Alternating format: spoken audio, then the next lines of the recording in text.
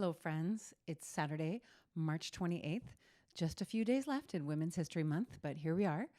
You just heard Amalgam in two movements, which the composer calls arcs, by Chicago-based Augusta Read Thomas. We'll talk to the composer in just a second, but before we do, I want to invite you to tomorrow's concert. It is tomorrow, Sunday, March 29th, at Chicago's newest venue called The Checkout. It's called The Checkout because it used to be a 7-Eleven, and now it's a chamber music venue. Couldn't have been better repurposed. And they even have an icy machine with either regular or alcoholic ices for your pleasure while you are listening to great music. So I hope to see you tomorrow at 3 p.m. This will be a live concert. I do plan to live stream it. Last year I had a few issues with streaming my concert. This year, let's all hope everything goes well with the streaming. So I'll see you tomorrow one way or the other, either online or in person, perhaps both, because you will be able to watch the streaming concert anytime afterwards. Earl agrees. So back to our music at hand. This is Amalgam, and the composer, who is locally known as Gusty, is going to talk to us about it. I have worked with Gusty in various forms for years. She also was the pioneer of the Ear Taxi Festival, which happened first in 2016 when it was under her direction, and most recently, I had a role as curatorial director in 2025. So she has really done a lot to promote new music and composers here in Chicago. So let's talk to Gusty, and I'll see you tomorrow as well. Since I was a very little girl, I've been obsessed with music. I just was always like playing the piano and making up little songs and then playing trumpet and playing guitar and singing in chorus and, whatever, playing ukulele, whatever was around, I was constantly trying to like make sounds with. And then fast forward, like I'm 61 now, so fast forward 50 years or something, and I'm just still doing the same thing, making up sounds and creating music. So it's just very deep and natural. And I write music every day. It's kind of my, like, I don't know, I don't know quite what the right word is, but it's definitely my daily routine to be focusing on crafting sound. I had a piano teacher called Mrs. Rogers for many years, and my mom was a kindergarten teacher. She supported our family, and she was an amateur pianist, but she would play, and then I would watch her play, and then I got lucky and I was able to take lessons and things for quite a long time. And did Mrs. Rogers support you writing your own music, or was that just kind of a side thing that you did on your own?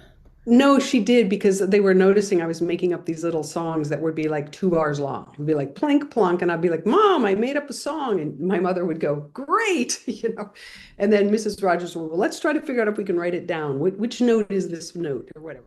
I've been teaching for a very long time. I taught at the Eastman School of Music at first, and then I was at Northwestern University, and I'm currently a professor at the University of Chicago.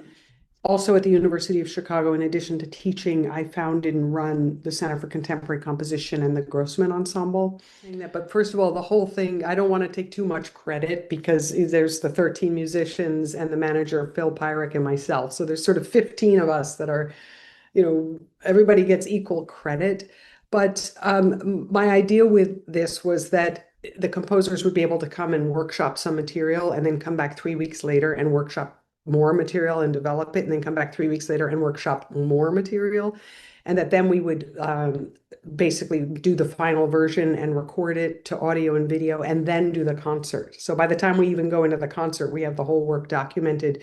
But there's time for the artists of all, whether you're the performer or the conductor or the composer, to develop what sound you want and be very precise, and tried all kinds of different things out. At the end of next season, we will have done 107 world premieres of 107 composers. All of those works we've commissioned and premiered. So it's a very, very big project, and I hope we'll be able to keep it going way beyond next season. But for sure, we're going through next season. All right. So tell me about your piece, Amalgam. It's in two parts, and all the stuff. Yeah. Well, thank you for learning it. It's a kind of a short recital piece, generally, in terms of the music I've written in my whole catalog. And so there are these two short movements. The first movement I think of as like very resonant and like getting the whole piano ringing, kind of like purple pastel ribbons of harmony that are crossfading. And then there's a certain one note that's like a recurring bell that keeps coming in, around which these pastel harmonies and sort of post-Ravel maybe kind of world swarms. So it's a very, in a way, meditative or um, yeah, just a very gentle movement, I think.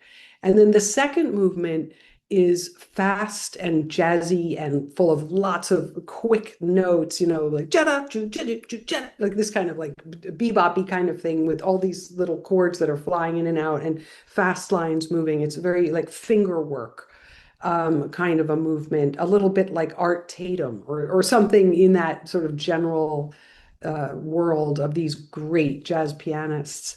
But what's interesting is that the harmonic language of the slow movement with these certain kinds of chords is very similar to the harmonic language of the fast beboppy jazzy movement. So it's a consistent set. It's almost like looking at an array of chords like from two different perspectives. Like at one point you're looking at it from the top and the bottom, or some kind of a prism, looking at things through a prism, so that inside is an object, but you can refract it out into different ways.